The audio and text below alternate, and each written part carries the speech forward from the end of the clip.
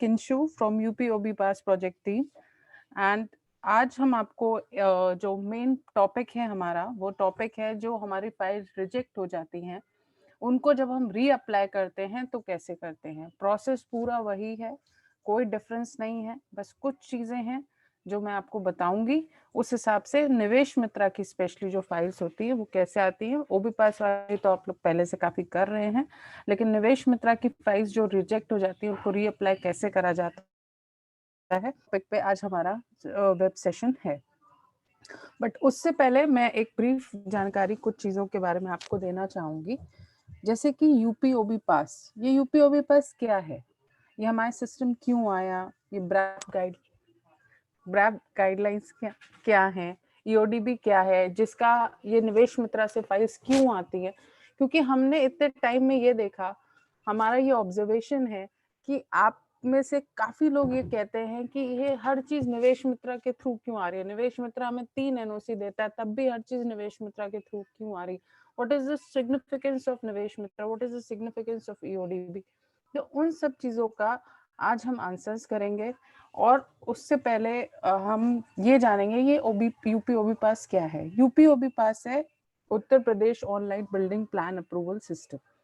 अब इसमें क्या है, ये भारत सरकार द्वारा EODB ease of doing business है, उसके थ्रू हम लोग नक्शे जो होते हैं ऑनलाइन अपलोड करने होते हैं, ऑनलाइन उन नक्शों की स्क्रूटनी होती है, और जब वो स्क्रूटनी होती है उसमें जो भी कुछ गलतियां होती हैं उसकी एक डिटेल रिपोर्ट निकल के आती है। वो डिटेल रिपोर्ट जो होती है आप लोग को, जो आर्किटेक्ट्स और इंजीनियर्स हैं उनको मिलती है, उसके हिसाब से वो करेक्शंस करते हैं और फिर वो ड्राइंग को अपलोड करते हैं, री अपलोड करते हैं, और जब वो ड्राइंग पास हो जाती है उसके बाद जो है वो फाइल पोस्ट अप्रूवल में चली जाती है। तो ईज ऑफ डूइंग बिजनेस में सिंगल विंडो कंसेप्ट है। सिंगल विंडो कंसेप्ट है कि एक ही सिंगल विंडो में, एक ही विंडो में हमारी सारी फाइल्स आए, तो ये हमको देखना पड़ता है।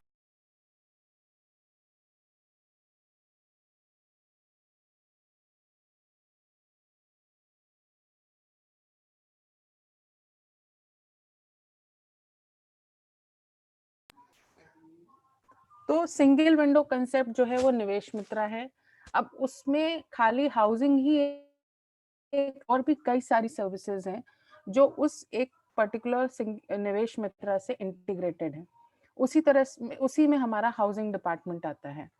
अब निवेश मित्रा से कौन सी फाइल्स आती है, निवेश मित्रा से सारी हाई रिस्क फाइल्स आती हैं। अब क्वेश्चन ये उठता है कि हाई रिस्क क्या है और लो रिस्क क्या है। तो लो रिस्क वो है जो भी सिंगल ड्वेलिंग यूनिट है जो कि अप्रूव लेआउट और जो मतलब डीए का अप्रूव लेआउट है या जो प्राइवेट अप्रूव लेआउट है, उसमें जो भी सिंगल ड्वेलिंग यूनिट है वो आपका लो रिस्क है। अब एक आता है हाई ओबी पास। हाई ओबी पास क्या, हाई ओबी पास वो है जो कि सिंगल ड्वेलिंग यूनिट है और अप्रूव लेआउट का पार्ट नहीं है। इनके अलावा कोई भी जो चीजें हैं, सिंगल ड्वेलिंग यूनिट के अलावा जो भी कुछ है, चाहे वो अप्रूव लेआउट का पार्ट हो, चाहे वो नॉन अप्रूव लेआउट का पार्ट हो, वो सब कुछ हाई रिस्क में आता है। और वो सारी फाइल्स जो है हमारी निवेश मित्रा के थ्रू होती हैं। तो अभी हम लोग ने ये समझा कि निवेश मित्रा की इम्पोर्टेंस क्या है, और ईज ऑफ डूइंग बिजनेस में पॉइंट्स होते हैं जिससे रैंकिंग बनती है सारे स्टेट्स की। तो उस रैंकिंग को मेंटेन करने के लिए, उस इजीनेस ऑफ बिजनेस को मेंटेन करने के लिए ये सारा सिस्टम ऑनलाइन हो रहा है। अब हम ये जानते हैं कि हमारा ये जो होम पेज है, ये होम पेज में हमारा यहाँ पे केस टाइप आता है। जैसे ही हम यहाँ पे कोई भी केस टाइप सेलेक्ट करते हैं, जैसे सिंगल ड्वेलिंग यूनिट करा और हमने प्रोसीड टू लॉगिन किया, तो हमारा ये वाला पेज आ जाता है। बट अगर हमने इसमें कोई भी other than single dwelling unit कुछ भी सेलेक्ट किया, मल्टी ड्वेलिंग यूनिट किया या कुछ भी किया, तो हमारा जो लॉगिन है वो आ जाता है, you are redirected to Nivesh Mitra since yours is a high risk category 5। यहाँ पे निवेश मित्रा का हमने हेल्प मैनुअल भी दिया हुआ है, हमने केस टाइप भी डिफाइन करे हुए हैं कि ये जो सारे केस टाइप्स हैं, जो ये ऑफिशियल बिल्डिंग है, इंडस्ट्रियल बिल्डिंग है, इसके अंदर कौन कौन सी चीजें आती हैं। जैसे कि यहाँ पे हमने केस टाइप में देखा कि कमर्शियल बिल्डिंग में लोकल शॉप्स आती हैं, आती हैं, कमर्शियल एग्जीबिशन हॉल आता है, होटल आता है, ये सारे केस टाइप्स हमारे यहाँ से पता चल जाते हैं। अब जब हम यहाँ से प्रोसीड टू लॉगिन करते हैं, तो हमारा ये एक लॉगिन पेज खुलता है अगर हम जब सिंगल ड्वेलिंग यूनिट में होते हैं। ये हमारा एक स्टैटिक पेज है। इस स्टैटिक पेज पे हमारी जो इससे पहले वेबिनार हुआ था, अगर आप लोग उसमें रहे होंगे तो मैंने आपको बताया था, या जो नए लोग हैं मैं उनको ये अवगत कराना चाहती हूँ।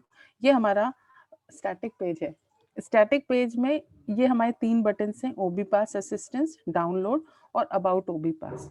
यहाँ पे हमारी सारी हेल्प की इंफॉर्मेशन है, टोल फ्री के नंबर्स हैं, और ये हमारा क्वेरी डेस्क है जिसमें आपको अगर कभी कोई क्वेरी हो, आपको कोई टिकट रेस करना हो, आपका कोई सबमिशन ना हो पा रहा है, तो आप यहाँ पे रेस कर सकते हैं, आपको पता चल जाएगा, उसके आंसर्स आपको मिलेंगे। यहाँ पे ये लोकल गाइड है, आप हमारे कौन से एम्प्लॉयज़ कहाँ-कहाँ बैठते हैं उसकी पूरी जानकारी यहाँ पे है। ये सेक्शन है व्हाट्स न्यू, इसमें जो भी हमारी चीज़ें नई अपडेट होती हैं, कुछ भी नया आता है, कोई भी नई चीज़ इंट्रोड्यूस होती है, वो सारा यहाँ पे हमारा सब कुछ मेंशन होता है। अनाउंसमेंट सेक्शन में हमारी जो भी ट्रेनिंग हिस्ट्री है, हमारा कौन सी ट्रेनिंग होने वाली है, कौन सी अभी बाकी है, इसके रजिस्ट्रेशन लिंक के साथ ये सारी चीज़ें यहाँ पे उपलब्ध होती हैं। न्यूज़ एंड आर्काइव्स में हमारी न्यूज़ होती है, हमारी डीए की परफॉर्मेंस होती है। डाउनलोड सेक्शन में जो भी हमारे सिस्टम में कोई भी नई चीज़ होती है, उस या जो भी आप ड्राइंग्स बनाते हैं, उससे रिलेटेड आपको यहाँ पे वीडियोज़ मिल सकते हैं, जहाँ पे हम गलतियाँ हमने देखा लोग करते हैं, ओटीएस, स्टेयरकेस, ड्राफ्टिंग, उन सब की हमने यहाँ पे वीडियोज़ शेयर कर रखे हैं। ये हमारे मैनुअल्स हैं यहाँ पे, प्रीडीसीआर मैनुअल है, ऑफिसर यूज़र मैनुअल है, फाइल ट्रांसफर सेंड बैक, इन सब के मैनुअल्स हैं हमारे। यहाँ पे हमारे गाइडलाइंस हैं, जो एफएक्यूज़ होते हैं, जो बहुत सारे फ्रीक्वेंटली आस्क्ड क्वेश्चंस होते हैं पेमेंट से रिलेटेड, वेबिनार्स जो हमने पहले करे हैं उसमें जो लोगों ने क्वेश्चंस पूछे हैं related to drawing, digital signature करने के लिए, वो सारे हमारे यहाँ पे अपलोडेड हैं। अगर कोई चेकलिस्ट है, जैसे कि जो डॉक्यूमेंट की और जो साइट इंस्पेक्शन चेकलिस्ट है, आपका कौन से आपको एनओसीज चाहिए होते हैं, उसकी चेकलिस्ट यहाँ पे हमारी अवेलेबल है। फिर हमारी ये फॉर्म्स हैं यहाँ पे, जो कॉमन एफिडेविट और प्लिंथ का एफिडेविट है वो यहाँ पे है।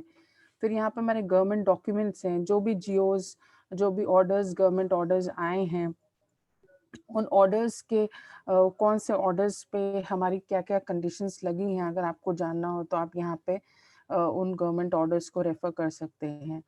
फिर यहाँ पे हमारे अबाउट ओबी पास है, अबाउट सॉफ्टेक है, और यहाँ अगेन अपडेट लिस्ट है जो कि हमारी हर वीक अपडेट होती है, जिसमें कि हमें कौन सी चीज़ें रोल आउट हुई हैं, कोई लेयर आई है ड्राइंग में, कोई रूल्स अपडेट हुए हैं, या जो भी चीज़ें हैं वो सारी यहाँ पे हमारी अपडेटेड होती हैं। ये हमारा पूरा लॉगिन पेज का आपको मैंने डिटेल बताया है। अब हम जो बात कर रहे थे वो बात कर रहे थे कि जो हमारी फाइल्स होती हैं जब वो रिजेक्ट हो जाती हैं तो हम उसको रीअप्लाई करना चाहें सकते हैं।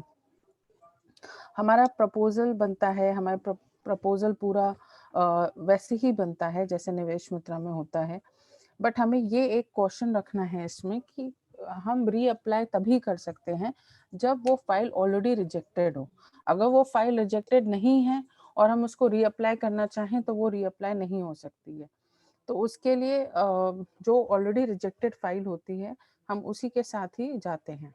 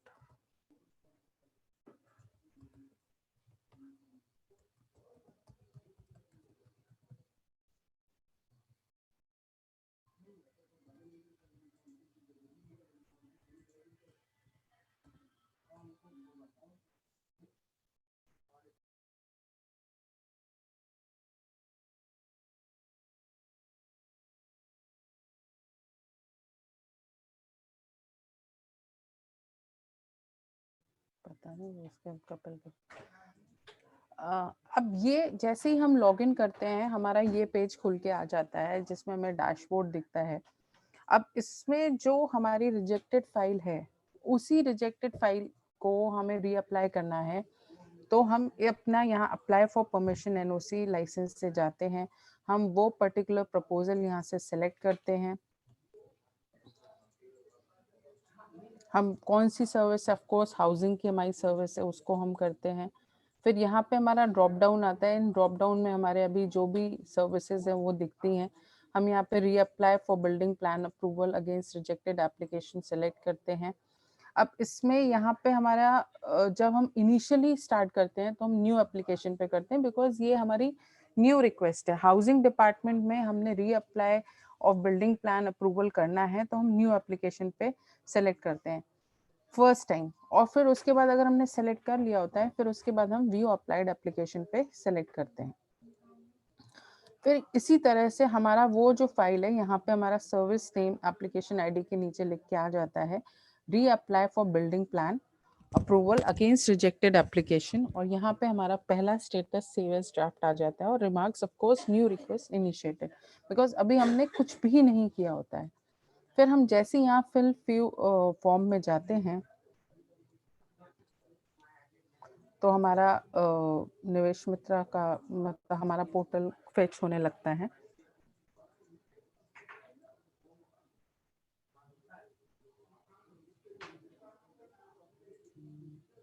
अब ये बाय डिफॉल्ट वहाँ पे जिस अथॉरिटी की वो रिजेक्टेड फाइल है वो अथॉरिटी यहाँ बाय डिफॉल्ट सेलेक्ट होके ही आती है। आप यहाँ पे अथॉरिटी चेंज नहीं कर सकते।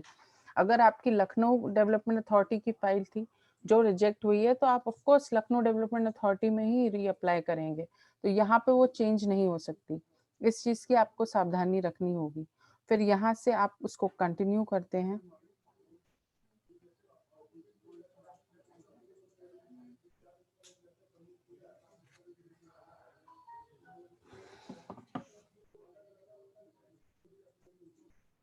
अब आप देखिए सेम वैसे ही पेज खुल के आ जाता है और सेम वही चीजें आपकी जो आपने भरी होती हैं खुल के आ जाती है। यहाँ पे एक चीज मैं आपको और बोलना चाहूंगी कि आप केस टाइप यहाँ चेंज नहीं कर सकते। केस टाइप आपका वही रहेगा क्योंकि केस टाइप पे ही आपकी बहुत चीजें डिपेंडेंट होती हैं। आपका मान लीजिए केस रिवैलिडेशन का है और आप कंपाउंडिंग में अप्लाई करना था, आपका रिजेक्ट हो गया तो वो चलेगा नहीं। केस जो आपका है अगर न्यू केस है उसी का अगर आपने रिजेक्शन हुआ है तो आप कर सकते हैं। केस टाइप आपका चेंज नहीं हो सकता। मैंने पहले वेब सेशन में भी यही बोला था कि case type is very important and you have to be very cautious while filling the case type. उसके बाद आपका जो भी प्रोजेक्ट टाइप है आप वो सेलेक्ट करते हैं। आपकी जो डिस्ट्रिक्ट है वो बाय डिफॉल्ट सेलेक्ट होके आती है। तहसील आप चेंज कर सकते हैं अगर आप करना चाहें, तहसील का आप यहाँ पे भर सकते हैं। आप रेवेन्यू विलेज सेलेक्ट करते हैं, लैंडमार्क जो भी है आपका वो करते हैं। उसके बाद आप इंफॉर्मेशन सेव कर देते हैं।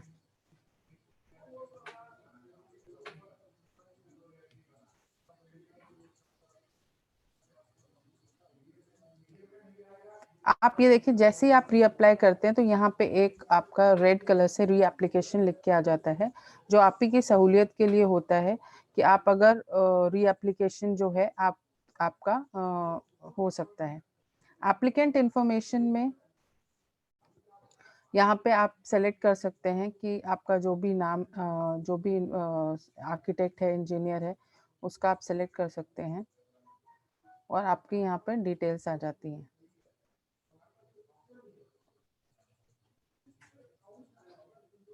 ये इंफॉर्मेशन जो आपने कम्युनिकेशन की भरी होती है वही आपकी आती है।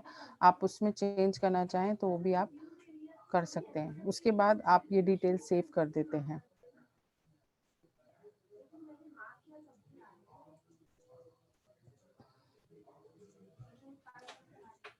फिर आपका एप्लीकेशन चेकलिस्ट के क्वेश्चनर्स आते हैं। एप्लीकेशन चेकलिस्ट में does your site requires NOC from municipal corporation या plan fall under 300 metre of radius, ये सारे क्वेश्चंस आपके एनओसी रिलेटेड होते हैं। जो कि आप लोग अब तक काफ़ी, आप लोगों ने अगर देखा होगा तब तो 29 क्वेश्चंस हो चुके हैं। ये सारे आपकी प्रॉपर्टी से रिलेटेड जो भी एनओसीज लगनी चाहिए, हो सकता है पहले जब आपका रिजेक्ट हुआ उस टाइम में भी आपको रिक्वायर्ड ना रही हो, या अब कुछ चेंजेस हो गए हो आपको रिक्वायर्ड हो, और आपको अथॉरिटी ने बोला हो कि आपको ये भी एनओसीज लगेंगी, तो आप यहाँ पे जो भी है उस हर क्वेश्चंस को बहुत अटेंटिवली आंसर करना पड़ता है। जैसे does your site requires NOC from municipal corporation, तो आपको अगर रिक्वायर्ड है तो आप यस करेंगे, नहीं है तो आप नो करते हैं। आपका जो 300 मीटर रेडियस में कोई मॉन्यूमेंट है, आप अगर है तो आप यस करेंगे, नहीं तो नॉट एप्लीकेबल करेंगे। इस propose plot near major cross road, चौराहा और अफेक्टिंग ट्रैफिक, जैसा है आप वो कंडीशन डालेंगे। इरिगेशन लैंड के पास है तो इरिगेशन की एनओसी जाती है। Is your plot abutting PWD road, yes और नो है, आपको जो लगेगा। मैं एक में यस करती हूँ, फिर हम आगे बढ़ते हैं। Is your plot within 100 meter of radio metro structure, जो भी आपके क्वेश्चन है। Is your plot nearby forest land. अब ये निवेश मित्रा से हमारी ऑलरेडी 3 एनओसी आती हैं, जो अब तक आपको पता भी होगा, पहले भी हमने बताया है। जैसे कि आपकी फॉरेस्ट की आती है, पोल्यूशन की आती है, और आपकी फायर की आती है। फायर की सारी सर्विसेज सारी हमारी निवेश मित्रा से अभी इंटीग्रेटेड नहीं है फायर की। तो जैसे कि कुछ सर्विसेज ऐसी हैं जो आपको फायर डिपार्टमेंट के ही पोर्टल से जाके लानी होती है। आपके सारे क्वेश्चंस आंसर्स करते हैं जो भी एनओसी से रिलेटेड हैं। उसमें फिर एक लास्ट क्वेश्चन है हमारा, do you want to attach any additional document. कई बार होता है कि जो डॉक्यूमेंट्स हमने आपसे पूछे हैं उसके अलावा भी बहुत सारे डॉक्यूमेंट्स होते हैं जो आपको अटैच करने होते हैं, या जो आपको लगता है कि एक्चुअली रिक्वायर्ड है, तो वो आप अटैच कर सकते हैं। तो इसके लिए आप यहाँ पे do you want to attach any additional document में आप यस कर देंगे, तो आप वो एडिशनल डॉक्यूमेंट अटैच कर सकते हैं। फिर आप यहाँ पे सेव करते हैं, आपकी एप्लीकेशन चेकलिस्ट सेव हो जाती है। फिर आपका ये प्लॉट डिटेल्स आता है। प्लॉट डिटेल्स में कुछ चीज़ें हैं जो आपकी नॉन एडिटेबल हैं, वो आप चेंज नहीं कर सकते इसमें, जो कि आपको यहाँ पे उस फॉर्म में भी समझ में रैन ऑन है, आपका प्लॉट नंबर है, प्लॉट एरिया है, आपका ये plot area as per document है, स्कीम है, ये आप चीज़ें नहीं चेंज कर सकते। चेंज इसलिए भी नहीं कर सकते क्योंकि ये चीज़ें ऑलरेडी फिक्स्ड हैं। आपने इसी प्लॉट एरिया पे, इसी स्कीम पे आपने चीज़ें ली हैं, और हर प्लॉट एरिया और स्कीम पे कई सारे डॉक्यूमेंट्स होते हैं जो रिक्वायर्ड होते हैं, उसके इम्पैक्ट्स होते हैं, वर्कफ्लो के इम्पैक्ट्स होते हैं। बिकॉज अगर वो कॉलोनी अप्रूव्ड है और वो नहीं अप्रूव्ड है तो उसका वर्कफ्लो काफ़ी चेंज हो जाता है, उससे रिलेटेड एनओसी काफ़ी चेंज हो जाती है। तो आपको ये सारी चीज़ें जो है नॉन एडिटेबल हैं। अदरवाइज आपका जो लैंड सब यूज जोन है, लैंड सब यूज जोन है, और प्लॉट यूज है, प्लॉट सब यूज है, ये आप चेंज कर सकते हैं। इसमें भी प्लॉट डिटेल्स भी भरते वक्त आपको बहुत ज़्यादा सावधानी रखनी पड़ती है, स्पेशली प्लॉट सब यूज और सब यूज जोन में। बिकॉज जो आप सिलेक्ट करते हैं उसी के बेसिस पे ही ऑटो स्क्रूटनी जो है वो रिडायरेक्ट होती है। अगर आपने कमर्शियल सेलेक्ट किया है, आपने रेसिकॉम सेलेक्ट किया है, आपने रो हाउस सेलेक्ट किया है, तो उसी के हिसाब से आपकी ऑटो स्क्रूटनी परफॉर्म होती है। तो यहाँ पे आप कोई भी चीज जो भर रहे हैं, प्लॉट डिटेल्स देखिए, यहाँ पे हर चीज में asterisk mark है, that is it is important, it is mandatory to fill, and again you have to be very much attentive while filling। क्योंकि आपने अगर हाइट गलत भर दी, हो सकता है आपकी हाइट ज्यादा हो, आपको फायर एनओसी चाहिए हो, आपको स्ट्रक्चरल इंजीनियर सर्टिफिकेट चाहिए हो, आपने गलती से हाइट कम भर दी या गलती से ज्यादा भर दी, तो अननेसेसरी वो डॉक्यूमेंट रिक्वायर हो जाता है। बिल्टअप एरिया जो होता है, अगेन वो भी आपको बहुत सावधानी से भरना होता है। Carpet area, community parking provide, number of storeys कितनी including ground floor, ground coverage area आपका क्या है, ये आपको स्क्वायर मीटर में भरना होता है। फिर अगर वो अप्रूव लेआउट है और उस पर्टिकुलर अप्रूव लेआउट का, आपका उस पर्टिकुलर प्रॉपर्टी का कोई स्पेशल सेटबैक है, उसके स्पेशल मार्जिन्स हैं, तो वो आपसे हम यहाँ पे क्वेश्चन में पूछते हैं, is this approve layout, yes, फिर is has a special setback. अगर आप यस करते हैं तो आपसे यहाँ सेटबैक्स का हम लोग पूछते हैं कि आपका वो कितना है, अगर 2 मीटर है, 1 मीटर है, जो भी है, आप उसके मार्जिन्स आपको भरने होते हैं यहाँ पे।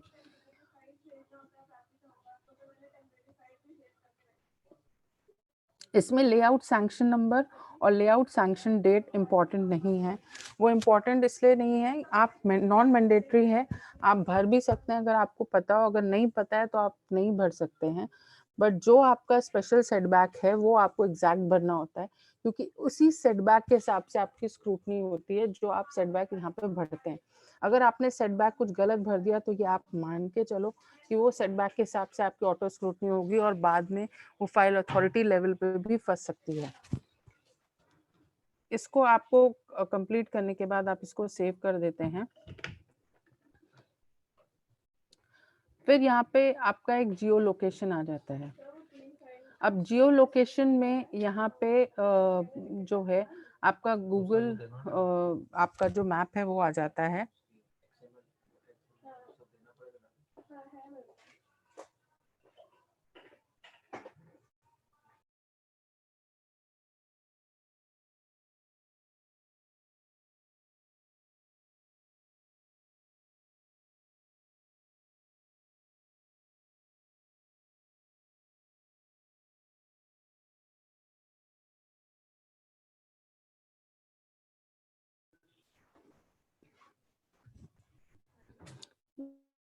देख मैप आ जाता है। इस मैप में जो भी आपकी लोकेशंस हैं वो आप उस हिसाब से जूम इन जूम आउट करके आप मिनिमम 4 कोऑर्डिनेट्स आपको देनी पड़ती है। ये 4 कोऑर्डिनेट्स जो है actually for the site engineer, वो जो साइट इंस्पेक्टर होता है उसके लिए होता है कि वो इस पर्टिकुलर लोकेशन पे इजीली नेविगेट कर सके, वो वहाँ पे पहुँच सके, वो वहाँ जा सके। इस वजह से हमने यहाँ पे ये दिया होता है। अब आप देखिए कि फाइल नंबर के बगल में ये एक हाई रिस्क रेड कलर से लिख के आ रहा है और ये प्री अप्रूवल ड्राफ्ट लिख के आ रहा है। ये इसलिए होता है कि ये हाई रिस्क है, ये फाइल का हर फाइल की रिस्क कैटेगरी होती है, जो मैंने स्टार्टिंग में आपको बताया कि there are 2 risk categories, rather 3। जो एक हाई रिस्क होता है और एक लो रिस्क होता है। अब हाई रिस्क अगर है तो वो यहाँ पे हम यहाँ पे वो हाई रिस्क लिख के आ जाता है। हाई रिस्क में मतलब कि अगर सिंगल ड्वेलिंग यूनिट नहीं है और अप्रूव लेआउट का पार्ट है या नहीं है तो वो सारी फाइल्स हाई रिस्क है। तो वो हाई रिस्क का यहाँ पे रेड कलर से लिख के आ जाता है। और ये जो है वो हमारा स्टेटस बटन है, क्योंकि अभी हमारी फाइल प्री अप्रूवल में ही है, अभी हमारी ड्राफ्ट में ही है, अभी हमने उसको सबमिट नहीं किया हुआ है, ना हमारी स्क्रूटनी पास हुई है या फेल हुई है। तो यहाँ पे हमारा प्री अप्रूवल ड्राफ्ट ही लिख के आता है। यहाँ पे जैसे जैसे हमारी फाइल आगे बढ़ती जाती है उसमें एक्शन परफॉर्म होते जाते हैं, जैसे कि स्क्रूटनी पास हो जाती है तो प्री अप्रूवल पास, फिर अगर पोस्ट अप्रूवल में शॉर्टफॉल मिलता है तो शॉर्टफॉल, रिजेक्ट होती है तो रिजेक्ट, पास होती है तो पास, वो सारे स्टेटस हमारे लिख के आते हैं। फिर ये हमारा रिक्वायर्ड एनओसी का टैब होता है। अब इसमें क्योंकि हमारा जो डिटेल्स हमने भरी हैं उसके हिसाब से यहाँ पे हमारे को पीडब्ल्यूडी की एनओसी पूछ रहा है और वो फायर एनओसी हमारा पूछ रहा है। अगर हमारे पास एनओसी होती है तो हम उस एनओसी को हम अटैच कर सकते हैं।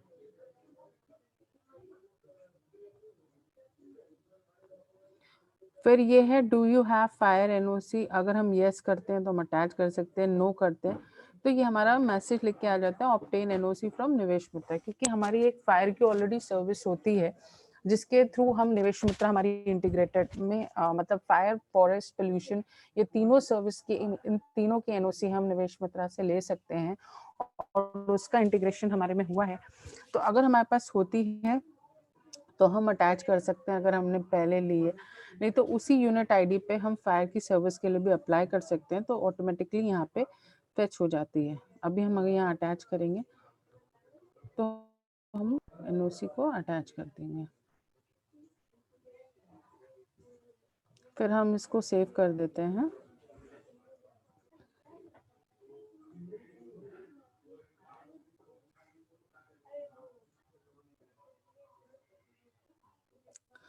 फिर हमारा ये जो है डॉक्यूमेंट सेक्शन आता है, मैंडेटरी डॉक्यूमेंट्स का है, common affidavit, calculation sheet of estimate with affidavit, registry date, up to date payment certificate from property section, hire purchase, ये हमने ऑलरेडी जो अटैच किया होता है वो हमारा दिखता है। और अगर हम कोई और फर्दर ऐड करना चाहें तो हम उसको ऐड कर सकते हैं।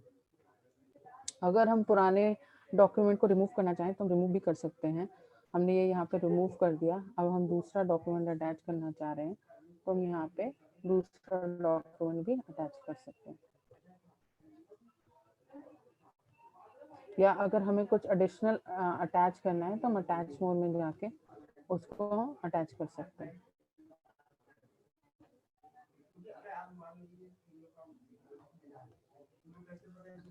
जैसे फिर हमारे यहाँ कंडीशन मैंडेटरी डॉक्यूमेंट आ जाता है। अब इस पर्टिकुलर फाइल में जो भी हमारे कंडीशंस हैं, इस पर condition mandatory documents and documents में डिफरेंस है। मैंडेटरी डॉक्यूमेंट्स वो डॉक्यूमेंट्स हैं जो हर फाइल पे, हर जो भी फाइल हमारे सिस्टम में ऑपरेटिंग प्लान से रिलेटेड, उन हर फाइल्स में लगता ही लगता है। और कंडीशन डॉक्यूमेंट्स वो डॉक्यूमेंट्स होते हैं जो उस पर्टिकुलर कंडीशन, उस प्रॉपर्टी पे जो जो कंडीशंस अवेल हो रही हैं, अगर वो फायर की एनओसी हो रही है, स्ट्रक्चर इंजीनियर हो रहा है, कोई एनओसी हो रहा है, या वो अगर अप्रूव लेआउट पार्ट नहीं तो कोई पर्टिकुलर डॉक्यूमेंट लग रहा है, या कोई हमारा फर्दर म्यूटेशन या पोजीशन हुआ है वो लग रहा है, तो वो सारे डॉक्यूमेंट्स यहाँ पे अटैच होते हैं। जैसे कि यहाँ पे अप्रूव लेआउट सैंक्शन लेटर है, तो यहाँ पे हम इसको हमारा ऑलरेडी अटैच है। फायर की हमने वहाँ पे लगाई होती है तो ये व्यू हमारा हो जाता है। डॉक्यूमेंट में क्योंकि हमने चेक किया है तो हम यहाँ पे एडिशनल डॉक्यूमेंट लगा सकते हैं, जो भी हमें अगर फर्दर लगाना हो अपना बताने के लिए हम इसको अटैच कर सकते हैं। फिर हमारा ये structure certificate, engineer design, calculation, annexures, जो भी हमारे फायर और स्ट्रक्चर इंजीनियर से रिलेटेड होते हैं वो हम सारे डॉक्यूमेंट्स यहाँ अटैच कर सकते हैं। फिर यहाँ पर हमारा ड्राइंग का आता है टैब। ड्राइंग में हमें जो कन्वर्टेड ड्राइंग होती है, जो प्रीडीसीआर कन्वर्टेड है DWG फॉर्मेट की ऑटो कैड ड्राइंग, वही हमें यहाँ पे अटैच करनी होती है। अगर ड्राइंग हमारी थोड़ी बहुत चेंज हो गई है, हमने उसमें थोड़ा सा और एनहांसमेंट किया है या कुछ घटाया बढ़ाया है, तो वो हम करके सेम उसी प्लॉट डिटेल से रिलेटेड हम यहाँ पे ड्राइंग अटैच कर सकते हैं।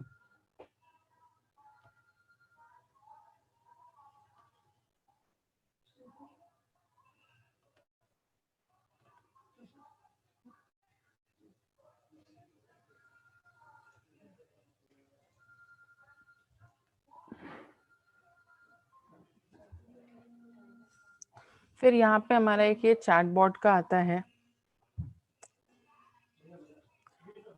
अब ये चैटबॉट हमने एक नया फीचर दिया हुआ है। ये नया फीचर हमारा ये है कि अगर हम, जैसे मैं हूँ और मुझे डिपार्टमेंट में किसी से कम्युनिकेशन करना है, या डिपार्टमेंट है उसको आपसे कम्युनिकेशन करना, तो पहले आप फोन करते थे या आपको जाना पड़ता था। अब आपको इन सब की कोई ज़रूरत नहीं है, आप सिंपल चैट के थ्रू कम्युनिकेट कर सकते हैं। जैसे ये टाउन प्लानिंग डिपार्टमेंट है, यहाँ पे आपको किससे बात करनी है, जूनियर इंजीनियर से बात करनी है, एम्प्लॉय कौन है, किस एम्प्लॉय से बात करनी है, ये सारे एम्प्लॉयज़ का आपको डिटेल आ जाता है, आप उन सबको कर सकते हैं। तो आप ये सपोज आपको राम बाबू तिवारी जी से बात करनी है तो आप यहाँ पे उनको सेलेक्ट कर सकते हैं और यहाँ पे आप उनको मैसेज कर सकते हैं।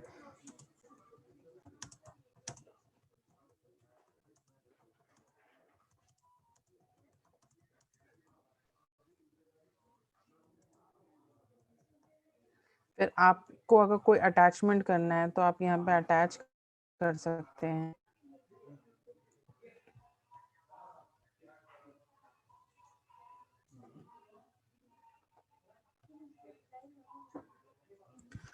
अब यहाँ पे आप उसको फिर वो सेंड कर सकते हैं। तो ये जो मैंने कन्वर्सेशन की से मैं कर रही हूँ, तो मेरा ये कन्वर्सेशन यहाँ पे नीचे हिस्ट्री में मेंटेन होता है और वो उस ऑफिसर को भी दिखता है।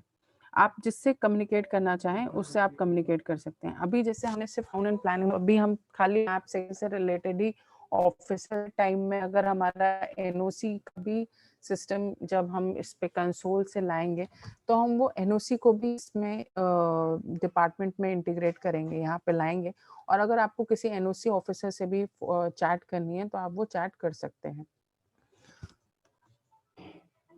फिर उसके बाद ये आपका यहाँ पे सबमिट का बटन होता है, ये बैक है और ये प्रपोजल फ्लो है।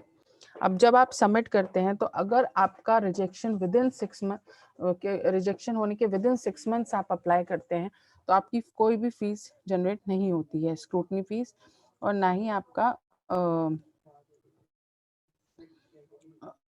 आपकी फीस जनरेट होती है।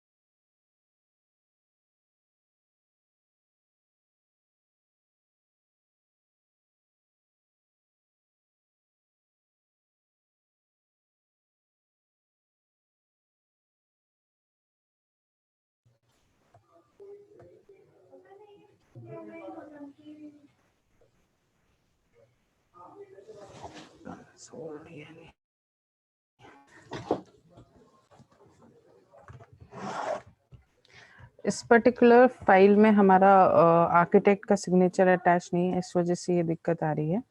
अदरवाइज जो है आपका सबमिट हो जाता है, आपकी अगर फीस जनरेट हुई होती है तो वो आपका फीस का आता है और आपको वो फीस सबमिट करनी पड़ती है। मैं आपको एक रिजेक्टेड फाइल का दिखाती हूँ दूसरी।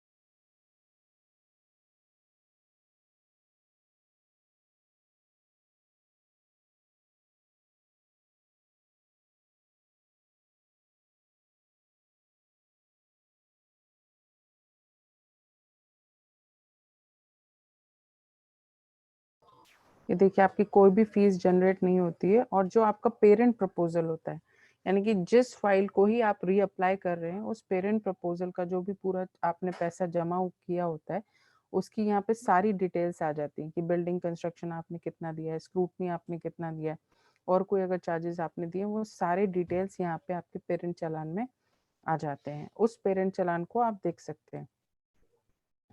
यहाँ पे आपका ये पूरा प्रपोजल फ्लो का ऑप्शन होता है। जैसे ये फाइल जो थी, ये रिजेक्टेड फाइल थी और इसको हमने रीअप्लाई किया था और ये अब हमारी अथॉरिटी लेवल पे चली गई थी।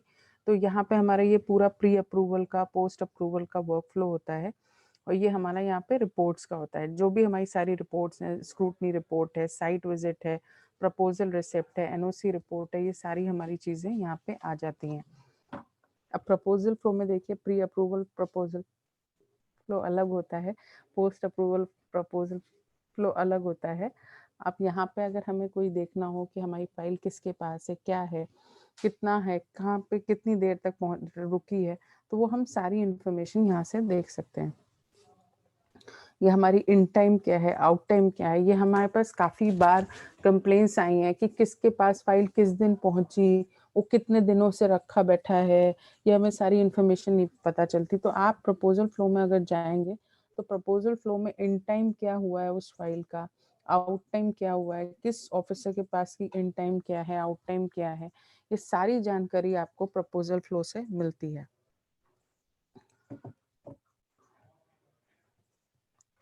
फिर यहाँ पे आपका प्री अप्रूवल वर्क फ्लो भी होता है, तो प्री अप्रूवल का भी आप देख सकते हैं। फिर यहाँ पे ये रिपोर्ट्स होती हैं, जो भी आपकी स्क्रूटनी रिपोर्ट है, आपकी जो भी फाइल है, उसका जो भी आपका स्क्रूटनी का है, यहाँ पे आपका प्रीडीसी या रिपोर्ट जिसमें आपका सारे एंटिटीज का वो चेक होता है कि दो मिनिमम एंटिटीज जो है वो सारी हैं, वो आपका सारा रिपोर्ट होता है। यहाँ पे एक समरी रिपोर्ट होती है, ये पूरी डिटेल नहीं होती है, इसमें मेजर आपकी जो इम्पोर्टेंट थिंग्स हैं उनकी डिटेल्स होती हैं। ये पूरी डिटेल रिपोर्ट होती है। इस डिटेल रिपोर्ट को आप देख सकते हैं पूरा, इसमें कौन से बायलॉज लगाएंगे, क्या लगाए। आप अगर कुछ यहाँ पे होवर करेंगे तो आपको वो रूल्स के बारे में भी जानकारी यहाँ पे मिल जाती है। फिर ये आपका ऑब्जेक्शन रिपोर्ट होता है। ऑब्जेक्शन रिपोर्ट में जिन जिन चीज़ों पे आपका ऑब्जेक्शन लगा है वो सारी डिटेल्स आ जाती है। अब जैसे फाइल क्लियर है तो हमारा तो यहाँ पे पूरा क्लियर ही आ रहा है क्योंकि ये फिट फॉर अप्रूवल में है। फिर ये हमारी साइट विजिट रिपोर्ट भी यहाँ पे होती है, जो हम देख सकते हैं कि इस पर्टिकुलर साइट पे हमारी जो साइट विजिट हुई वो किस दिन हुई, हमारा प्रपोज कंस्ट्रक्शन क्या था, सर्वे नंबर क्या था, टाइप ऑफ कंस्ट्रक्शन क्या था, प्लॉट एरिया क्या था, उसके अगेंस्ट में जो हमारे पूरे प्रॉपर्टी के अगेंस्ट जो साइट इंस्पेक्टर्स के लिए हैं उसने कौन से क्वेश्चन पे क्या चीज़ का रिस्पॉन्स किया है, वो अप्रूव हुई है, रिजेक्ट हुआ है, या शॉर्ट फॉल है उस पर, या नॉट एप्लीकेबल है। ये सारी चीज़ें हमें साइट विजिट से पता चल जाती हैं। फिर ये हमारा प्रपोजल रिसिप्ट है। इसमें हमारा पूरा एक स्नैपशॉट होता है। प्रपोजल रिसिप्ट में जो भी हम फॉर्म पे भरते हैं, जो हमारा पूरा फॉर्म है, एक तरह से एप्लीकेशन फॉर्म होता है, वो एप्लीकेशन फॉर्म हमने क्या भरा है एग्जैक्टली वो एक एक चीज़ हमारी यहाँ पे उस पूरे प्रपोजल रिसिप्ट में होती है। Proposal receipt is actually screenshot और is actually shot of whole form which we fill on our portal, और उसका सारा ये जानकारी हमारी प्रपोजल रिसिप्ट में होता है। ये हमारा एनओसी रिपोर्ट का पूरा होता है, जो हमारा लेटर इशू होता है हमारे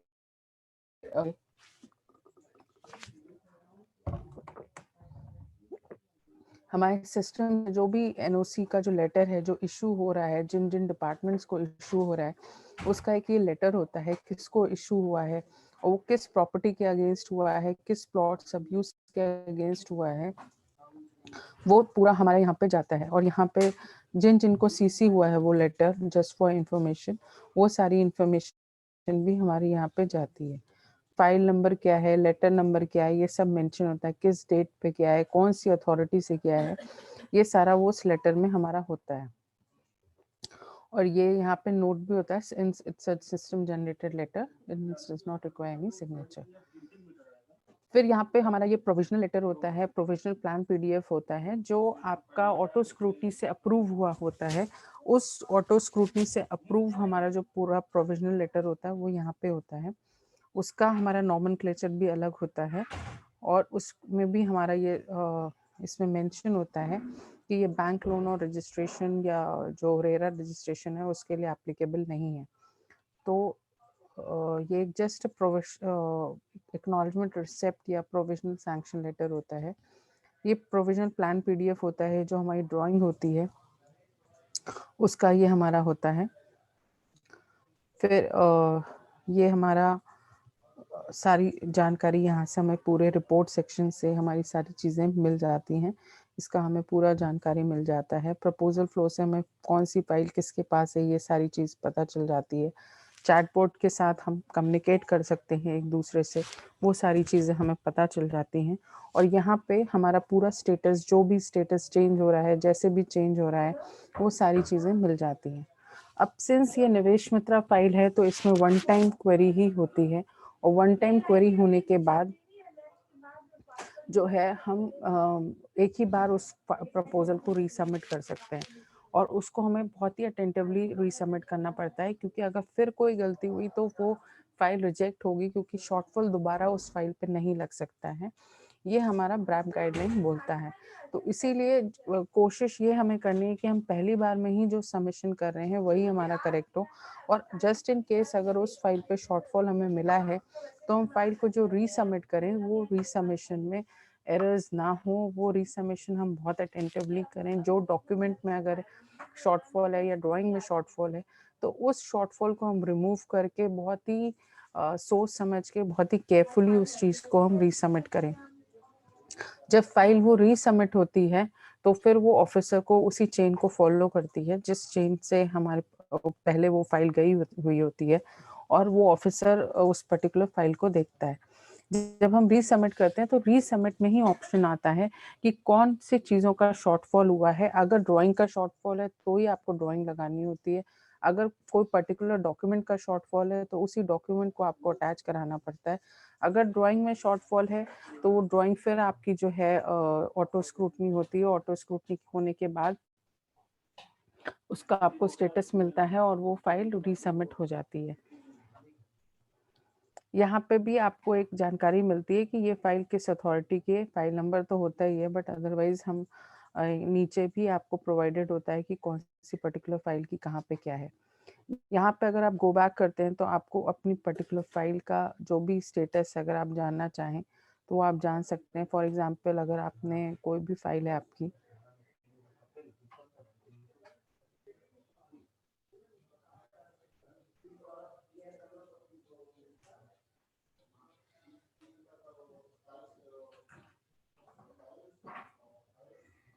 अब जैसे ये हमारी पूरी फाइल है, उसके जो जो स्टेटस है वो हमें यहाँ पे सारा दिखता है कि अगर हम देखना चाहें तो ये हम पूरी फाइल का स्टेटस देख सकते हैं। जैसे कि हमने 16 को न्यू रिक्वेस्ट करी, जनरल इन्फॉर्मेशन सेव किया, प्लॉट डिटेल सेव हुए, आपका स्क्रूटनी फीस पे हुई, डिपार्टमेंटल फी पे हुई, ड्राइंग स्क्रूटनी पास हुई, जो जो इवेंट्स होते हैं वो सारी इवेंट्स हमारे यहाँ पे मेंशन होते हैं। फाइल फॉरवर्ड हुई, ऑफिसर से फॉरवर्ड होके आगे गई, रिजेक्ट हुई, ये सारी चीज़ें हमारी यहाँ पे आती हैं। ये सारा स्टेटस हमारा पूरा डिस्प्ले होता है। फिर ये हमारा डैशबोर्ड का सेक्शन होता है। डैशबोर्ड में अगर हमको उस पर्टिकुलर फाइल की एनओसी इशू हो गई है तो वो हमें यहाँ से दिखती है। अगर हमारा कोई रिजेक्ट हुई है तो वो यहाँ से दिखती है, अप्रूव हुई है तो वो यहाँ से दिखती है। जैसे अप्रूव्ड है, हम यहाँ पे क्लिक करेंगे तो ये पर्टिकुलर फाइल हमारी अप्रूव हो गई है, किस दिन हुई है, क्या है, वो सारी हमें जानकारी यहाँ मिल जाती है। हम अगर सर्टिफिकेट एनओसी इशू देखना चाहें, कौन सी फाइलों को में हमें सैंक्शन लेटर मिल गया है, हमारा इशू हो गया है, तो वो हम यहाँ से देख सकते हैं। जैसे यहाँ पे क्लिक करते हैं तो यहाँ पे हमारी वो ड्राइंग और ये सर्टिफिकेट हमारा यहाँ पे दिख जाता है।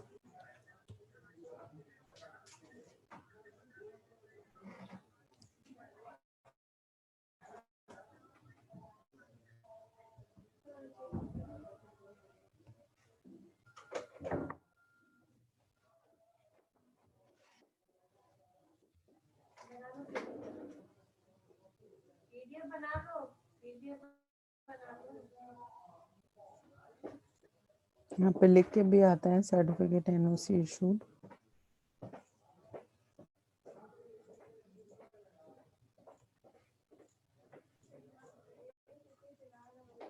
ये देखिए आपका जो भी सर्टिफिकेट इशू हुआ होता है फाइनल, वो यहाँ पे पूरा आपका आ जाता है विद जो भी आपका जो एग्जीक्यूटिव इंजीनियर के सिग्नेचर है उसके साथ। ये आपकी ड्राइंग भी आ जाती है, जो ड्राइंग आपकी अप्रूव हुई है।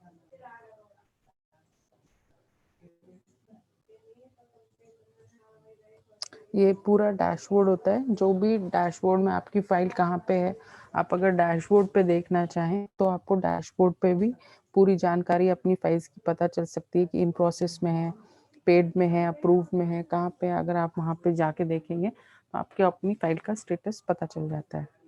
जैसे फॉरवर्डेड में कितनी एप्लीकेशन है अगर हम देखना चाहें तो हमें यहाँ पे उसकी जानकारी मिल जाती है। ये देखिए यहाँ पे और हमारा रिमार्क्स भी होता है पूरा।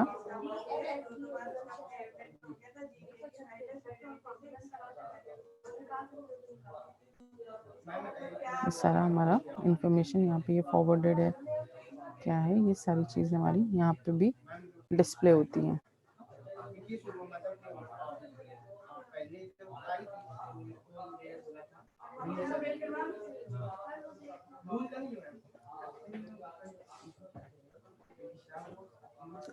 तो इस तरह से हमारी जो पूरी प्रोसेस है री अप्लाई आफ्टर रिजेक्शन की वो होती है। वो हमारी ऑलमोस्ट सेम है, बस हमको अगर वो फाइल रिजेक्ट हो गई है तो हमको उसको कैसे रीअप्लाई करना है वो हम करते हैं। हमें कुछ सावधानियां रखनी है, जैसे प्लॉट डिटेल्स में स्कीम जो है नॉन एडिटेबल है, प्लॉट एरिया जो है as per document of plot area वो नॉन एडिटेबल है, नंबर नॉन एडिटेबल है, रेस्ट हमारी चीज़ें एडिटेबल हैं। और हम कोई अगर डॉक्यूमेंट हटाना चाहें हम हटा भी सकते हैं, उसको अटैच भी कर सकते हैं। ड्राइंग हम अगर थोड़े बहुत चेंज करना चाहें, उसको थोड़ा बहुत मॉडिफाई करना चाहें, वो करके हम अटैच कर सकते हैं। विदिन 6 मंथ से अगर हमारी फाइल रीअप्लाई हो रही है तो हमारे उसको हमें फीस नहीं देनी पड़ती है। बट अगर बियॉन्ड 6 मंथ्स हो गया है तो हमारी स्क्रूटनी फीस और बिल्डिंग परमिशन फीस जाती है। उस पर्टिकुलर पेरेंट प्रपोजल पे आपने कितना पैसा दिया होता है ये ऑफिसर को भी दिखता है या आपको भी दिखता है। आपका पेरेंट प्रपोजल चालान होता है, उसके थ्रू आपको पता चल जाता है, तो आप उस हिसाब से अपना कर सकते हैं।